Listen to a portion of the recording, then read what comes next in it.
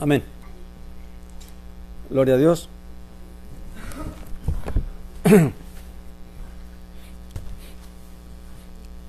Libro de Hechos, capítulo 17. Amén. Y hoy hemos venido estudiando cómo el mensaje ha sido llevado a todas las naciones, sobre todo a la parte, yendo primeramente a las congregaciones judías, a las sinagogas, pero como vemos también hay lugares que el evangelio fue a donde no habían judíos, sino donde habían puros gentiles, y a la religión y a las creencias de estas naciones. Amén. Así que vamos a realmente a mirar cómo también Saulo llevó el mensaje a aquellos que no tenían conocimiento del Dios de Israel. Amén. Sino que creían en otras divinidades, en otros dioses. Amén. Y es cuando el evangelio llega a Atenas. Pero antes de llegar allí, vamos a leer primeramente los primeros versículos del capítulo 17, donde dice que atravesando Anfípolis y Apolonia, llegaron a Tesalónica, donde había una sinagoga de los judíos. Recuerden que había lugares donde había sinagogas y había lugares donde no habían sinagogas. Y Saulo, según su costumbre, fue a ellos y por 3 Shabbats, o días de reposo, debatió con ellos apoyándose en las Escrituras, explicando y demostrando que el Mesías debía padecer y resucitar de entre los muertos. Y decía: este Yeshua que yo os anuncio es el Mesías. Claramente vemos que la manera en que el Mesías era anunciado, sobre todo a los judíos, que eran los que tenían conocimiento de la palabra de Dios y de lo que Dios había revelado a Israel por medio de los profetas, pues tenía que basarse, darlo en base a las Escrituras. Amén. Demostrarle a estas comunidades o a estas personas israelitas o judíos que como Yeshua cumplió con las profecías y por ello realmente se daba testimonio de que él era el Mesías de Israel. Amén. Así que no era algo que Pablo podía inventarse, sino que tenía que recurrir a traer a la memoria de ellos las profecías que Dios había dado a través de los profetas. Amén. Acerca del Mesías, de dónde nacería, en qué tiempo nacería, en qué condiciones sería su vida, su muerte, como lo habla el profeta Isaías 53, donde se habla de los padecimientos y sufrimientos del Mesías y asimismo de la glorificación que Dios iba a hacer de él. Y entonces Saulo, a través de estas escrituras, pues demostraba que Yeshua era el Mesías y en él se habían cumplido estas profecías. Amén. Y dice el versículo 4: y algunos de ellos fueron persuadidos y se unieron a Saulo y a Silas, un gran número de griegos temerosos de Elohim y no pocas mujeres prominentes. Recuerde que en todas estas sinagogas habían personas que no eran judías, sino que eran extranjeros de otras naciones, pero que por medio de la sinagoga habían escuchado acerca del Dios de Israel y habían aprendido a través de los estudios y de la lectura de la Torá y de los profetas que se hacían en cada sinagoga. Amén. Y a estos, cuando Pablo traía el mensaje, pues recuerde que Dios obra en el corazón de acuerdo al corazón de cada persona. Esta gente era temerosa de Dios, quiere decir que aunque no eran judíos ni israelitas, en su corazón había un deseo de querer conocer y querer hacer la voluntad de Elohim, y Dios abría el corazón de ellos para que pudieran atender lo que Saulo y Silas les compartían. Amén. Dice el 5: pero los judíos llenos de envidia, los judíos que no creían, amén, pero los judíos llenos de envidia tomaron consigo a unos vagabundos perversos y reuniendo una turba alborotaron la ciudad y atacaron la casa de Jasón para sacarlos ante el pueblo. Pero al no hallarlos, arrastraron a Jasón y a algunos hermanos ante las autoridades de la ciudad, gritando: estos que trastornan el mundo entero también se han presentado aquí. Y los que ha recibido Jasón y todos estos actúan contra los decretos del César, diciendo que hay otro rey, Yeshua. Y alborotaron al pueblo y a las autoridades de la ciudad que oían estas cosas. Pero habiendo obtenido la fianza, de parte de Jasón y de los demás, lo soltaron. Fíjense que claramente, aunque el judaísmo o la religión de los judíos no era diferente a la religión de los romanos, porque los romanos adoraban sus propios dioses, sus propios ídolos, y aún más tenían por divino al César, amén, y le rendían culto a los Césaros. A Julio César le habían hecho estatua y le hicieron templo donde le ofrecían también ofrenda y sacrificio, o sea que ciertos Césares fueron elevados al estatus de divinidad, por cuanto el Senado pues así lo establecía, no a todos los Césares, pero a algunos de ellos se les concedió ese nombramiento, amén. Por lo tanto, la ley romana los romanos tenían su propia religión, sus propios dioses y sacrificios y días festivos y todo, y los judíos pues se les permitía practicar su fe, pero en este caso son los judíos los que alborotan al pueblo para que vengan a querer perseguir y querer hacer daño a Saulo y a Silas y a los que han creído en el mensaje del Señor, con la amenaza o con la acusación de que están trayendo una nueva fe a los romanos, presentando un nuevo rey, amén. Porque recuerde que la mesianidad de Yeshua, el que Yeshua es el Mesías para un israelita, para un judío, era claro que era símbolo de que Yeshua viene a ser el Mesías, el rey de Israel, el que heredará el trono de David, amén. Entonces, con esa acusación realmente pues tergiversaron las cosas para que el pueblo se alborotara, y lo que causaron fue que el pueblo se levantara en contra de las personas que habían recibido la fe y que habían apoyado a Saulo y a los otros hermanos, amén. Pero que claramente las autoridades no es que les interese mucho acerca de las cosas de la fe judías o israelitas, y tomando fianza de ellos, o sea, pagaron una fianza y los dejaron en libertad. Y dice que el versículo 10 dice: enseguida los hermanos enviaron de noche hacia Berea a Pablo, a Saulo y a Silas, quienes una vez llegados fueron a la sinagoga de los judíos. Y todo ese, vemos, uno puede imaginarse la vida de Saulo, ¿verdad? De persecución en persecución, de ser echado de una parte, de tener que salir perseguido de una parte e ir a otra, pero no perder el amor, no perder el deseo de seguir llevando el mensaje a cuanta población él podía y a cuanto pueblo él podía llevarlo, amén. Y uno podía ver realmente la obra que Dios hizo en Saulo y en todas estas personas, ¿verdad? Cómo las persecuciones y los azotes y las cárceles y todo lo que y el rechazo que sufrían, cómo nada de esto menguó la vida de ellos, sino que al contrario, se fortalecían cada día más en el deseo de querer llevar ese mensaje. Ahora, ¿qué es lo que da esa fuerza? Claramente la convicción de la fe, creer en la salvación que Dios da a través de Jesús el Mesías, porque si esa no hubiera la convicción, si no tuviera la convicción de que realmente esto que creemos tiene que ver con la salvación y con la vida del reino venidero, claramente entonces nuestra fe sería vana, amén. Si solamente fuera un ritual más, una reunión más, una religión más, amén. Pero claramente todas estas personas, ahora, no solamente la fe, sino también el testimonio que el Padre mismo daba a través del Espíritu Santo al causar todas estas cosas, los milagros, las sanidades, los portentos que Dios hizo a través del Espíritu Santo para dar testimonio también, para socorrer a los discípulos y también fortalecerlos en la fe, ¿verdad? Porque no solamente fue que ellos creyeron, sino que Dios mismo también se movió a darles testimonio para que su fe se fortaleciera cada día más, amén. Dice que fueron a esta ciudad de Berea.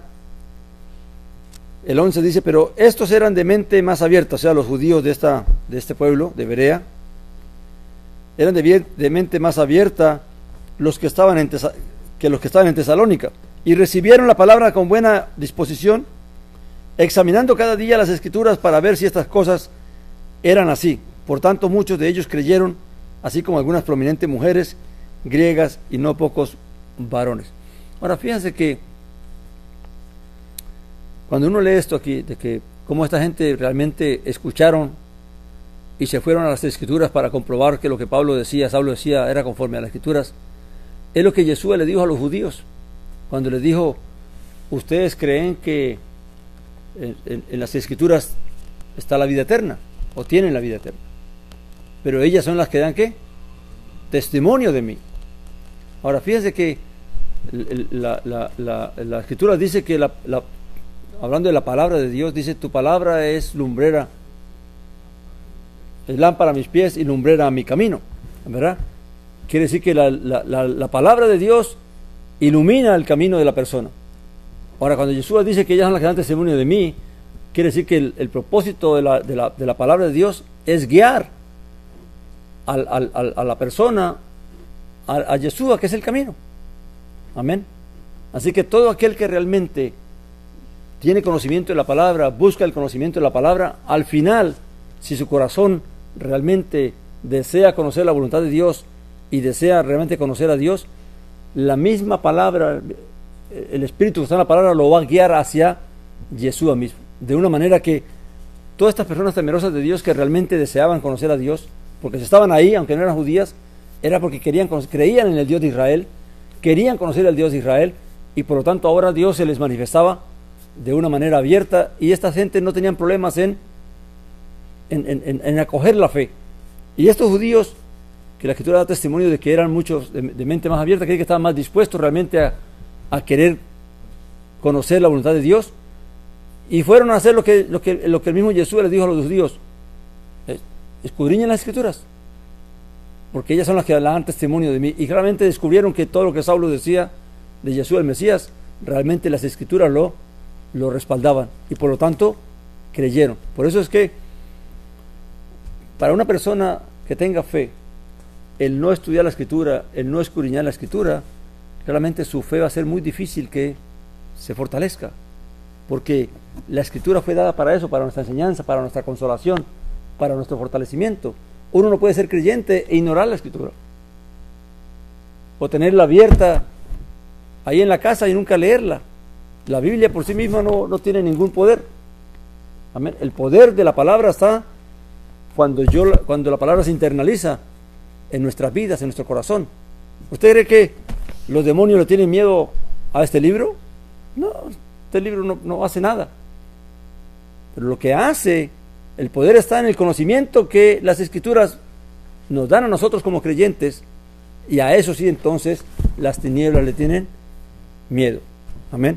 Entonces, claramente, toda persona que escudriñe la Escritura, que estudie la Escritura, su fe cada día va a ser mucho más fuerte, aparte de que va a tener la paz de saber de tener el conocimiento de que es la voluntad de Dios verdaderamente, y va a poder practicarla en esa libertad. Amén.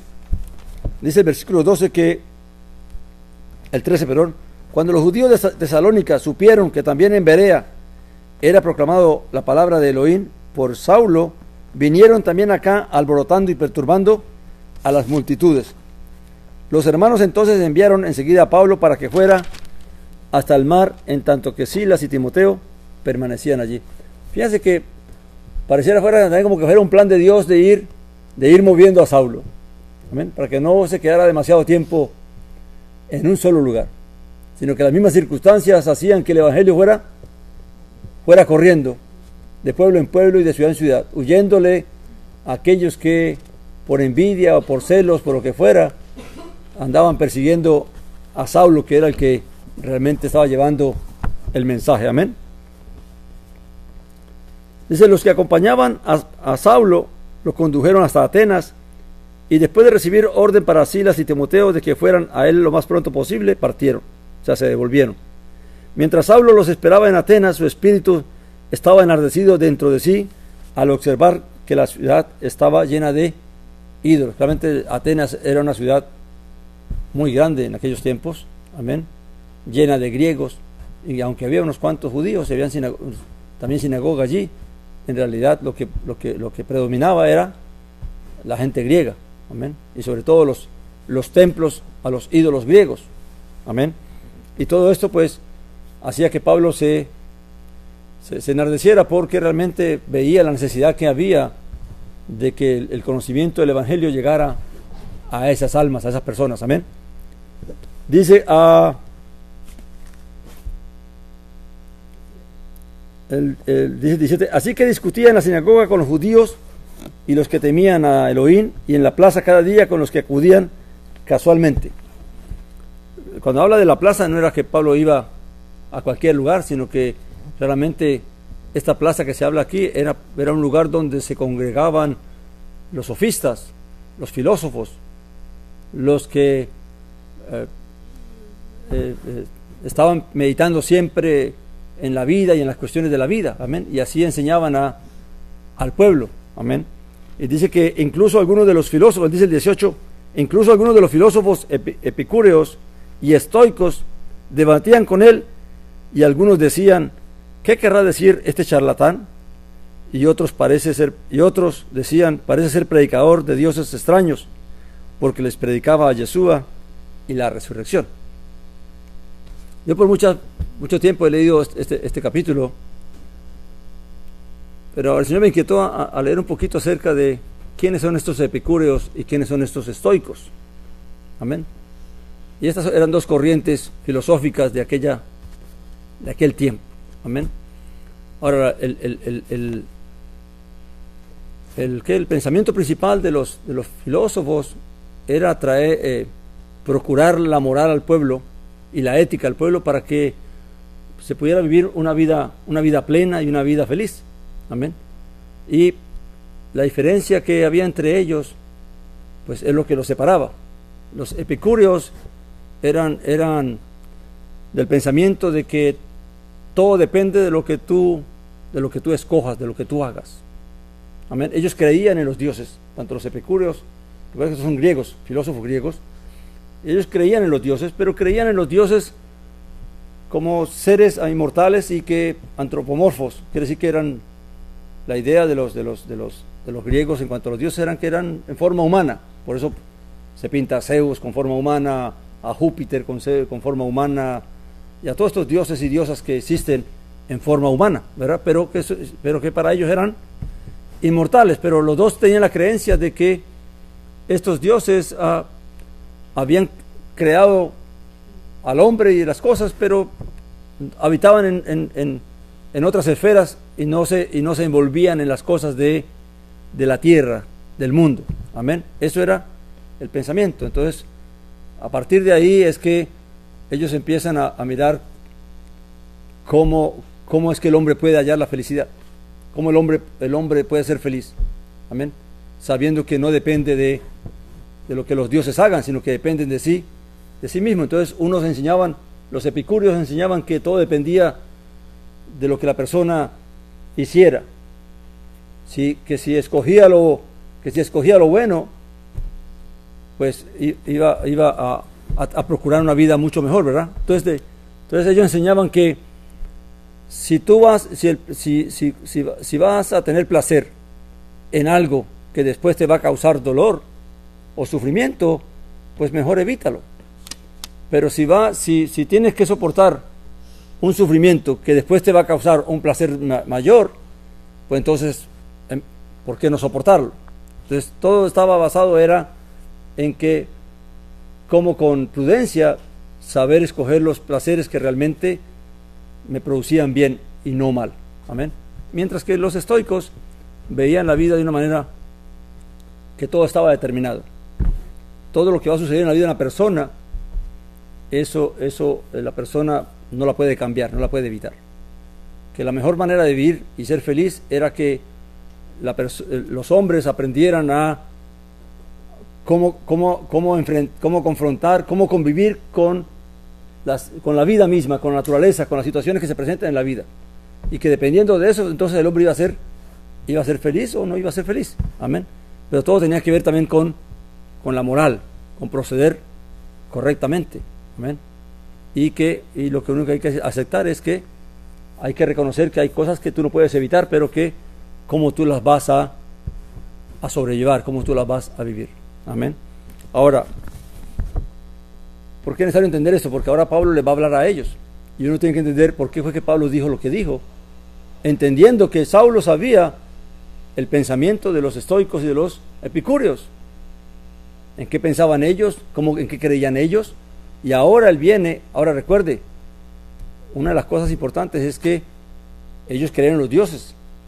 Amén. Pero creen que los dioses no intervienen. Ahora, otra cosa que tenía la filosofía griega era que la muerte es el fin de todo. Amén. Fíjese que un pensamiento que anoté por aquí de este hombre epicúreo dice así: la muerte, temida como el mal horrible de los males, no es en realidad nada, decía él. Pues mientras nosotros somos, la muerte no es. Y cuando ésta llega, nosotros no somos. Ahora, esto lo decía era para que en el hombre siempre ha estado el temor a la muerte y el temor a los dioses. Amén. Entonces ellos trataban de quitar ese temor a la muerte y ese temor a los dioses, primeramente diciendo que los dioses no intervienen en nada de lo que pasa en la tierra. Todo lo que pasa en la tierra es cuestión de los hombres mismos. Amén. Y segundo, la muerte no hay que temerla porque mientras vives, la muerte no tiene efecto. Una vez que la muerte te llega, pues ya tú no existes, así que ¿de qué preocupas? Amén. Entonces de esa forma querían como calmar a la gente y que la gente viviera una vida lo mejor posible, que es el pensamiento del mundo, en cierta manera. Amén. Busca la felicidad, busca la happiness, ¿verdad? Y claramente pues se enseña de que lo que tú hagas así mismo se te devuelve. Todas filosofías están dentro de lo que es, de lo que el mundo practica hoy en día. Amén. Ahora Pablo, vamos a estudiar el discurso de Pablo a ellos, entendiendo que Pablo sabe el pensamiento de ellos. Amén. Y fíjense lo que él empieza a decirles a ellos. Dice: tomándolos pues, versículo 19, tomándolo pues, lo condujeron al Areópago y le preguntaron: ¿podemos saber qué es esta nueva doctrina que enseñas? Porque traes a nuestros oídos algunas cosas que sorprenden. Queremos saber pues qué significa esto, porque todos los atenienses y los extranjeros residentes en ninguna otra cosa pasada en el tiempo, sino en decir o en oír novedades.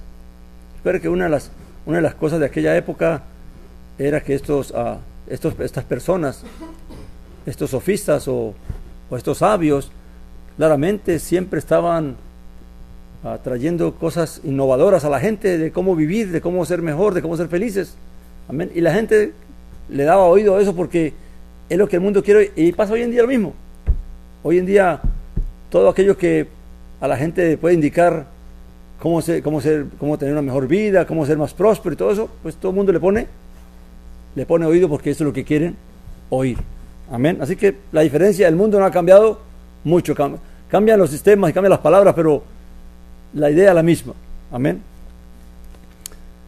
Dice el versículo 22: Pablo entonces, puesto en pie en medio del Areópago, dijo: varones atenienses, en todas las cosas os observo como muy religiosos. Claramente Pablo veía en Atenas, vio todos los templos y todos los dioses, y dijo: esta gente es religiosa, tiene un montón de dioses y un montón de templos. Amén. Dice: porque pasando y viendo de cerca vuestros santuarios, o sea, los templos, hallé también un altar en el cual estaba inscrito al Dios desconocido. El que adoráis, pues, a pesar de no conocerlo, a ese os anuncio yo. Claramente Pablo, Dios le abrió la puerta para poder entrarle, ¿verdad? No le voy a hablar de Júpiter, ni le voy a hablar de Neptuno, ni nada de estos dioses. Le voy a hablar del Dios que ustedes adoran sin saber, porque claramente los atenienses, temiendo de que se hiciera un Dios de que ellos no conocieran y que por no adorarle entonces pudiera desatar la ira de ese Dios contra ellos, entonces le hicieron un altar a todos esos dioses que no conocían. Amén. Y allí entonces le adoraban. Entonces Pablo aprovecha la puerta y dice: a ese Dios que ustedes adoran y que no conocen, entonces a ese es que les vengo a mostrar. Amén. Pero fíjense bien cómo Pablo va teniendo conocimiento de del pensamiento de ellos empieza a introducirles el Evangelio, amén. Luego dice que el Dios que hizo, versículo 24, el Dios o el Elohim que hizo el mundo y todo lo que hay en él, siendo Señor del cielo y tierra, no habita en templos hechos por manos. Claramente ellos creían que los dioses habían creado los cielos y la tierra, amén. Aquí Pablo está diciendo, este que ustedes no conocen fue el que creó los cielos y la tierra, porque claramente los griegos le atribuían a sus dioses la creación. Dice el 25, ni he servido. Ahora, claramente el Dios que él va a hablar, fíjese bien la diferencia que hay entre el Dios que él está revelándoles y los dioses que ellos adoran, de que no puede ser, no habita en templo, o sea, no hay templo donde él pueda habitar, amén. Cosa que le dijo Dios también a Salomón, ¿verdad? ¿Qué casa me vas a construir? Si los mismos cielos no pueden contener la gloria de Dios, amén. Contrario a los griegos que tenían sus dioses y tenían sus templos, amén. Dice, el 25 dice, ni es servido por manos humanas, ni tiene necesidad de cosa alguna, pues Él da a todos vida y aliento a todas las cosas. O sea, Él creó las cosas, Él es el que ha dado todo para que el hombre pueda vivir y existir. Así que ningún ser humano, no necesita nada de ningún ser humano, amén. Dice el 26, y de uno hizo todo el linaje de los hombres. ¿De quién es ese uno? ¿De quién está hablando? De Adán, amén. Dios creó al hombre, amén, a imagen y semejanza de él, y a partir de ese hombre proceden todas las razas, amén, todo el linaje. Dice, para que habiten, y de uno hizo todo el linaje de los hombres para que habiten sobre la faz de la tierra, prefijándoles el orden de los tiempos y los límites de su habitación. Hablando de los límites de su habitación, es primeramente la tierra, que no se puede salir de aquí, y segundo, pues, el tiempo de existencia que cada uno de nosotros tiene, que el ser humano tiene, amén. Realmente en todo esto concuerdan los filósofos, ¿verdad? Porque ellos también creen en esas cosas, creen en la muerte y creen en los dioses y todo esto. Dice, el 27 dice, para que busquen a Elohim, por si tal vez palpando puedan hallarlo, aunque no está lejos de cada uno de vosotros. Porque en él vivimos, nos movemos y existimos, como incluso algunos de vuestros poetas han dicho, porque el linaje suyo somos. Claramente Pablo recurre aquí a una creencia de los griegos, y es que el hombre es linaje de los dioses. Recuerde que para ellos los dioses son inmortales, pero son antropomorfos, tienen forma humana, amén, según los griegos. Entonces claramente ahora en algunas poesías griegas se encuentra, sobre todo a Júpiter, el hecho de que el hombre es linaje, según los griegos, de esos dioses, amén. Y él trae a la memoria de ellos que los mismos poetas dan testimonio de eso, amén, de que no es algo que él está inventando, sino que es algo que ellos también comparten de alguna manera.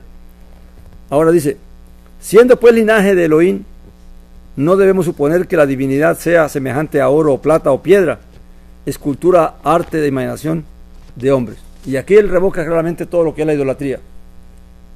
Él dice, si ustedes creen, y nosotros y sabemos, y somos linaje de Elohim, de Dios, entonces claramente Dios no está relacionado con ningún tipo de imagen, ni de piedra, ni de oro, ni de madera, ni nada de esas cosas, porque si es un ser como nosotros, entonces no está limitado a las cosas físicas, amén. Y claramente con eso pone fin a lo que es o cierra lo que es la parte de la idolatría que practicaban todos los griegos y romanos, amén. Dice, pues Dios, pues bien, Elohim, pasando por alto esos tiempos de ignorancia, ahora manda a todos los hombres en todo lugar que se arrepientan. Y aquí es que empieza Saulo a diferenciarse claramente de pensamiento de los griegos, porque recuerde que los griegos, aunque creían que los dioses eran inmortales, no se involucraban en en nada de la tierra. Amén. Y ahora claramente aquí Saulo está diciendo, este Elohim que ustedes no conocen, este Dios que ustedes no conocen, y el cual creó todas las cosas, y el cual no puede ser servido por manos humanas, ni habita en templos, ni tiene nada que ver con estatuas de oro, ni plata, ni piedra. Este Elohim ahora quiere que todos los hombres lo busquen. Cosa que en los griegos no existía esa enseñanza, esa doctrina, de que alguno de los dioses estuviera interesado en que los hombres se acercaran a ellos. Amén. Dice, por cuanto, y ahora claramente establece que toda esta práctica que ellos tienen es producto de la ignorancia. ¿De la ignorancia de qué? De desconocer a este Dios. Pero que ahora, a través del conocimiento de este Elohim, entonces van a poder entender qué es lo que realmente este Elohim quiere. Amén. Y qué es lo que este Elohim demanda. Amén. Y dice él, pues bien, Elohim, o sea, hablando del Elohim que se está presentando, pasando por alto esos tiempos de ignorancia, ahora de que ellos no lo conocieran, de que ellos, pues, recuerde que Dios dejó a los hombres a su propia, porque ¿de dónde vino la filosofía? ¿De dónde surgen los pensamientos y las ideas de los hombres? Pues de meditar, de pensar, en tratar de entender y comprender la vida y todo lo que ocurre en el mundo. Amén. Los hombres tratan de encontrar respuesta a todas estas cosas, pero la buscan a través de ¿qué? Del razonamiento humano, del pensamiento, de la observación, del análisis y de poder concluir cosas, pero que en realidad nadie va a entender nada de esto a menos que conozca a este Elohim, al Dios de Israel, al Dios que creó los cielos de la tierra, a Dios que nos creó a nosotros, porque dice la Escritura que somos hechura de sus manos, que no nos creamos a nosotros mismos. Amén. Entonces esta ignorancia es lo que trae que el hombre haya creado las religiones y todas las ideas que tiene en cuanto a la filosofía y a la vida. Pero ahora, claramente, Dios, pasando por alto estos tiempos de ignorancia, ahora Dios se manifiesta, Dios se ha revelado para que el hombre lo conozca y el hombre entonces pueda acercarse a Elohim. Y dice, por cuanto, pues bien, Dios, pasando por alto esos tiempos de ignorancia, ahora manda a todos los hombres en todo lugar que se arrepientan. Algunas personas cuando escuchan la palabra ignorancia se molestan, porque a nadie le gusta esa palabra de que se diga que ignorante, ¿verdad? Pero ignorante en realidad no es algo malo. El hecho que uno ignore algo no lo hace que uno sea menos que nadie, ni que sea bruto. Amén. Sino que a veces la palabra ha sido tan mal usada que realmente pues causa una mala impresión en las personas, pero ignorancia tiene que ver con que uno es ignorante en muchas cosas. En cuanto a pintura y arte, yo soy ignorante. Amén. En cuanto a lo que es todo lo que es la ciencia y la astronomía y todo eso, uno es ignorante porque uno no sabe nada. Entonces, todos somos ignorantes en alguna cosa. Amén. Así que la palabra ignorante no significa realmente nada malo. Lo que significa es que uno ignora ciertas cosas. Amén. Y tristemente, sí hay mucha ignorancia de Dios en la humanidad. La gente no ha querido darse la oportunidad de buscar primeramente a Dios y luego entonces poder conocer la verdad. La gente quiere tratar de entender y comprender la vida, pero sin conocer a Dios. Yo le decía a una persona, mientras la persona no tenga una referencia fija de dónde quiere ir, siempre irá divagando, porque no sabrá a dónde ir. La Biblia dice, a nosotros los creyentes nos dice, escudriñarlo todo, retener lo bueno y desechar lo malo.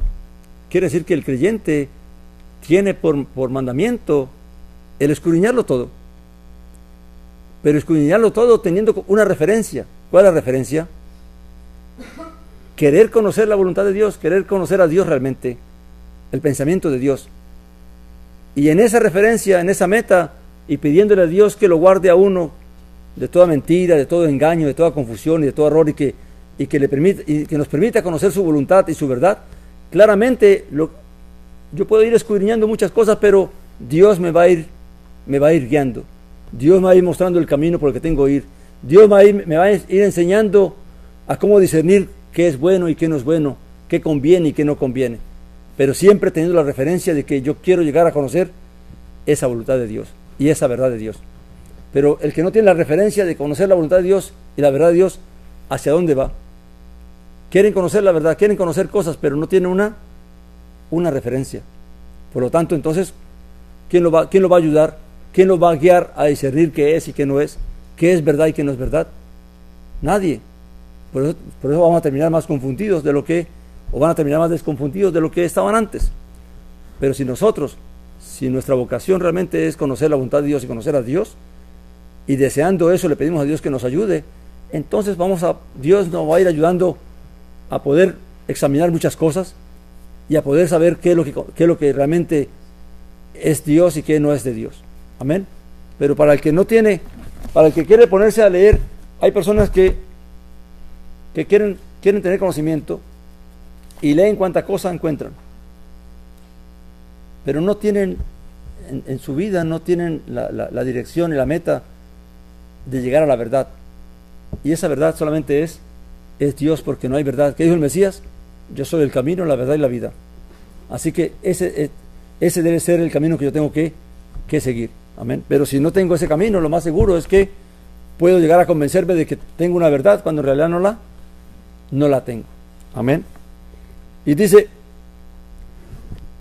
el 31 dice, por cuanto, hablando del llamado de este Elohim al arrepentimiento a los hombres, él da la razón por qué es que Dios está llamando a los hombres a arrepentirse, ¿verdad? Del 30. Dice, pasando por alto los tiempos de esta ignorancia, ahora manda a todos los hombres en todo lugar que se arrepientan.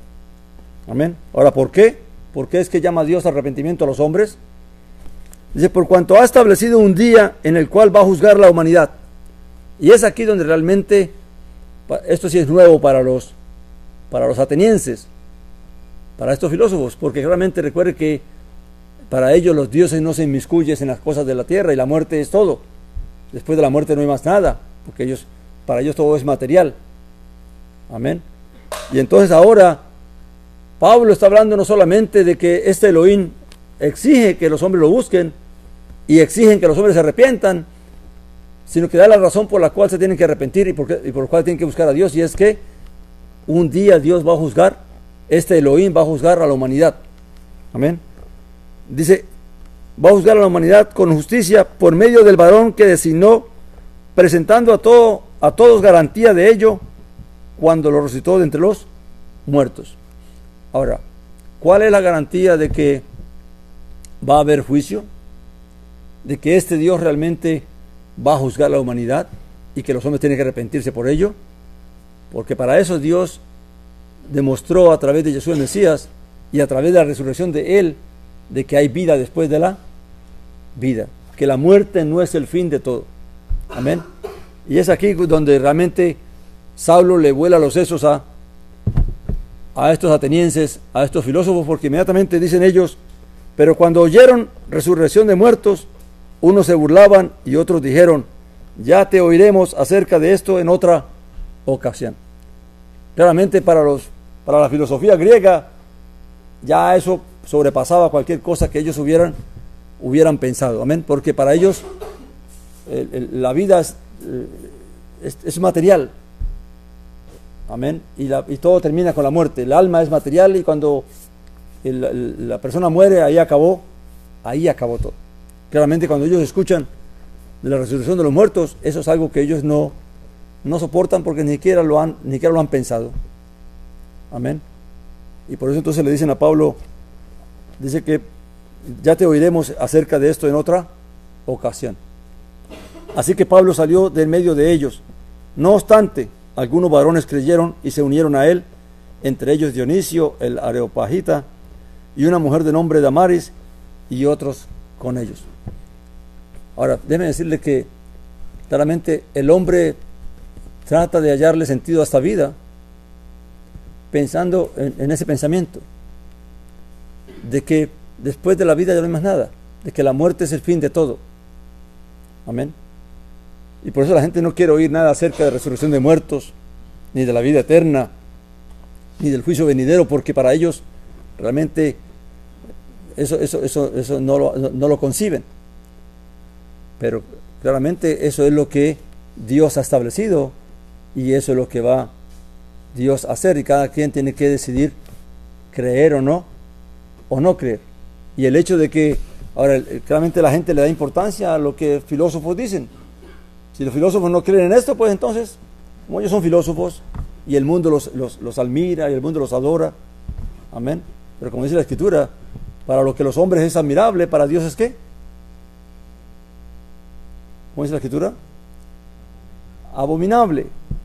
Amén. O sea, para que todo aquello que los hombres exaltan demasiado delante de Dios, eso es abominación. Amén.